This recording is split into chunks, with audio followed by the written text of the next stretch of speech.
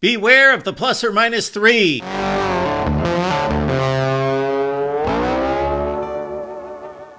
Welcome into the Voice of College Football. Appreciate you stopping by for the best in discussion, debate, and analysis. What is the plus or minus 3, Mark? Oh, come on now. I've been preaching this for years. This is a result of me looking at the preseason magazines, Athlon, Street and Smith's, Lindy's, and determining, while quality publications, they were way too conservative on their predictions. I used to see this over and over and over and over, and I would look at the previous season's results, look at the preseason publication predictions, and say, they're basically saying the same thing's going to happen this year, and they may tweak a game here and a game there and a game there and a game there, and some 8-4s become 9-3s, and some 10-2s become 9-3s, etc. But basically, is this the way college football is? It basically is a carbon copy from the previous season, and then except the difference between Alabama and Clemson playing in the national championship, it's then LSU and Clemson playing in the national championship the next year. That sort of difference, but basically the elite stay the same, and there's really not much change in college football from year to year. Then I thought, well, let's look from year to year, season to season, to see how much college football does change in regards to the winners and the losers. And while the elite generally stay the same, there's a lot of flux within college football. I ask fans and media alike this question all the time. And we have set the plus or minus at 3 because I have deemed that, this is not a perfect system, but I have deemed that as a stark contrast from one season to the next. Going 6-6 one year and then suddenly going 3-9. Or 6-6 one year, jumping all the way up to 9-3. A substantial difference from one season to the next. Out of 70 teams playing Power Conference football, how many would you think would typically have that drastic of a change from one season to the next? And the typical response I get is 6, 8, 10, something in that range. Usually 18 to 25 teams, 29 in 2024. 29 teams had at least a 3-game difference in win total from 2023 to 2024. Let's look at those teams and then also look at what could be the factors for trying to determine the plus or minus 3 for 2025. First, in the Big Ten, we had 7 of the 18 teams qualify for the plus or minus 3. On the downside, Michigan and Washington from national championship game participants who both went undefeated in the regular season, down to 7-5 for Michigan, 6-6 for the Washington Huskies. Northwestern dropped from 7 wins to 4, as did Maryland, and then also Purdue. They were bad in 2023 at 4-8.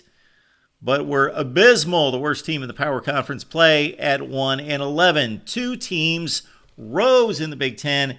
Illinois from 5 wins to 9 in the regular season. Indiana, of course, the remarkable run under Curt Cignetti from 3-9 to 11-1. Moving to the SEC, 5 of the 16 had drastic changes. Oklahoma from a 10-2 under Brent Venables in their final year in the Big 12 to 6-6. Kentucky, sharp drop off from 7-5 to 4-8, and for Mississippi State from bad to worse, 5 wins to 2. South Carolina had the turnaround from 5-7 to 9-3, and Vanderbilt, of course, famously went from 2-10 under Clark Lee to 6-6 in the regular season. Moving to the ACC, we got 5 teams out of 17 that had that drastic, at least 3-game change. On the minus side, Florida State, of course, they are the kings of this metric for 2024. From 12-0 to 2-10. It's unprecedented. Find me somebody in the history of college football that had that kind of drop-off. NC State went from 9-3 to 6-6. On the plus side, Miami, 7-5 to 10-2.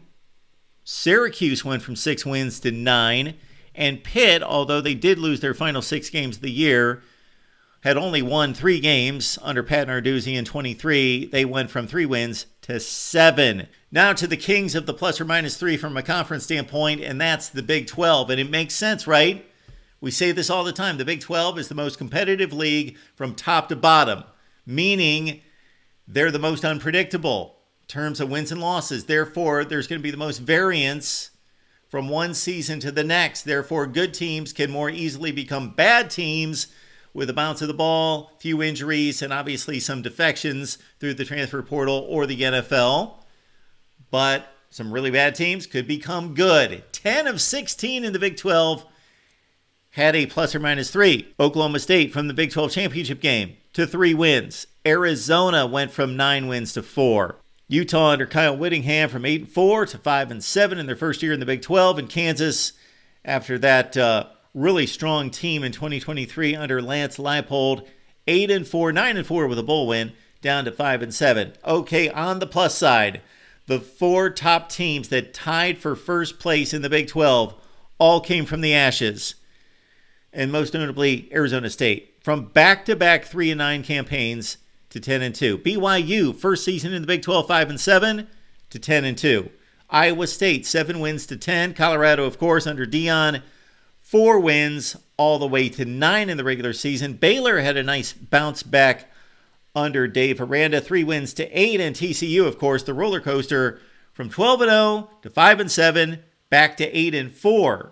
Even the 2 programs that are completely lost in power conference play, of course, with the Pac-12 disbanding and most of the conference teams finding safe harbor in the Big 12, the Big 10, or the ACC, minus Oregon State and Washington State, but both of them reached the metric of plus or minus 3, with Washington State going from 5 wins to 8, Oregon State going the other way from 8 down to 5. Now, I also thought it would be interesting to see which teams had the same exact record from 2023 to 2024. Not many, just 6 out of 70.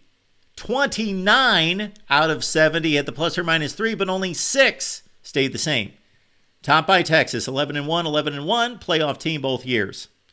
Kansas State, good both years at 8-4, and then mostly we had bad teams just staying bad, like Wake and Stanford and Houston. And then a quick look again at the Kings of the plus or minus 3 over the last 3 football seasons. So from going from 2023 to 24, Florida State, the 12-2 drop. TCU, of course, they went from the national championship game down to 5 wins from 22 to 23. And before that, it was Michigan State. Mel Tucker's team, 10-2, went to 5-7. And then we don't have a team for 2021, of course, because we had a COVID year. So that kind of broke up the plus or minus 3 metric for us. So when you're making your predictions this summer for the 2025 college football season, lay out all your records, all your projections, and then go back to last season's standings and see how many fit this metric. It should be at least 18. And again, last season it was 29. Now, anytime I've done this and tried to execute the plus or minus 3, it gets met with, "You're crazy, Mark. There's no way that's going to happen, or that's going to happen, or that team's going to go all the way down to that many wins, or rise from the ashes to reach that many wins." But history tells us over and over and over and over that we're going to have a lot of upheaval in college football, and 2025 is probably going to be no exception. So keep these things in mind when you make your predictions. Who has had big attrition or big additions through the transfer portal? Who had excellent recruiting classes, of course, and then who had attrition through the NFL draft? And then look at scheduling. Scheduling is so huge in college football, and now that these conferences have gotten so big that there's such disparity among teams in the same conference in regards to scheduling. Look this season at Indiana. Of course, they benefited from a weak schedule in 2024. Check out Indiana. Check out Michigan. Check out Miami. Check out Rutgers, who last season did not play Ohio State, Michigan, Penn State, or Iowa, or Oregon. Check out Rutgers' schedule because it could be rough for the Scarlet Knights. Comments and questions down below, right here at the Voice of College Football.